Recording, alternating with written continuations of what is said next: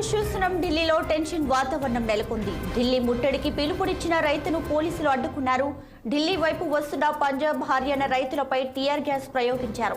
దీంతో జాతీయ రహదారిలో వాహనాలు ఎక్కడికక్కడ నిలిచిపోయాయి. కిలోమీటర్ల మేర ట్రాఫిక్ స్తంభించింది. పంజాబ్ హర్యానా సరిహద్దు సింపులో ఉద్రిక్త వాతావరణం నెలకొంది. దీంతో ఢిల్లీ సరిహద్దుల వెంబడి పటిష్టమైన బందోబస్తు ఏర్పాటు చేశారు. రహదారి పొడవునా పోలీసులను మోహరించారు. ఇక పరిస్థితిని అదుపులోకి తీసుకురావడం కోసం కేంద్ర బలగాలు రంగంలోకి దిగాయి. డ్రోన్లతో పరిస్థితిని పర్యవేక్షిస్తున్నారు.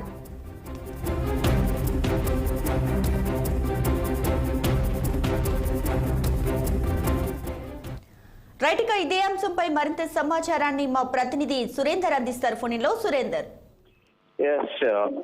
అంటే ఇక్కడ ఢిల్లీ సరిహద్దు ప్రాంతాల్లో చాలా ఉద్రిక్త పరిస్థితులు నెలకొన్నాయి. అటు పంజాబ్, అదేవిధంగా ఉత్తరాఖండ్, ఉత్తరప్రదేశ్, అదేవిధంగా రాజస్థాన్ వెళ్లే రహదారుల్లో పోలీసులు ఎక్కడెక్కడ రైతులను అడ్డుకోవడంతో రైతులు తిరగబడుతున్న పరిస్థితి ఏర్పడుతోంది.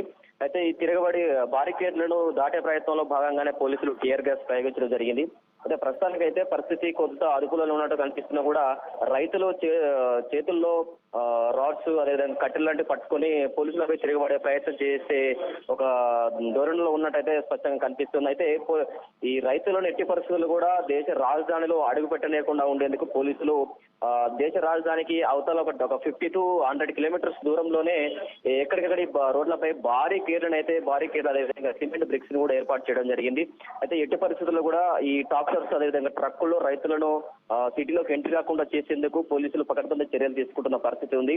ప్రస్తుతానికైతే ఈ డ్రోన్ల సాయంతో ఎప్పటికప్పుడు పరిస్థితిని సమీక్షిస్తున్నారు పోలీసులు ఉన్నతాధికారులు. ఈ రైతులను నిరసనను అదేవిధంగా సిటీలోకి ఎంట్రీ కాకుండా ఉండే ప్రయత్నంలో భాగంగా టీఆర్పీ బలగాలు అదేవిధంగా ర్యాపిడ్ యాక్షన్ ఫోర్స్ బలగాలు కూడా ఇక్కడ పహారా కాస్త పరిస్థితి ఉంది.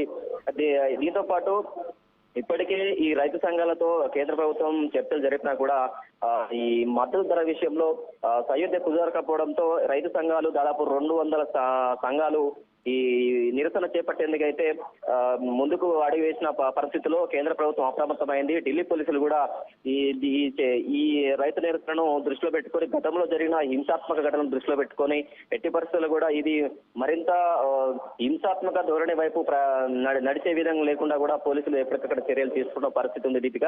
అయితే ప్రస్తుతానికైతే ఈ మరొక 1-2 గంటల్లో రైతులు ఇక్కడ నుంచి అంటే ఆందోళన రహదారుల నుంచి పోలీసులు ఎక్కడైతే అడ్డుకోవడం జరిగిందో అక్కడ నుంచి వెనుదిరుగుతారా లేకపోతే ఇంకేదైనా అడ్డదారులో ప్రయత్నాలు చేసి సిటీలోకి ఎంటర్ అయ్యే ప్రయత్నం చేశారంటూ కూడా అనేది తేలాల్సి ఉంది. ఇప్పటికే కొన్ని ప్రాంతాల్లో అయితే రహదారులపై పోలీసులు అడ్డుకోవడంతో ఇది వాగులు, వంకలు, మైదాన ప్రాంతాలు అదేవిధంగా పంట పొలాల నుంచి వాహనాలను తీసుకెళ్తూ నగరం. Thanks for the update Surender.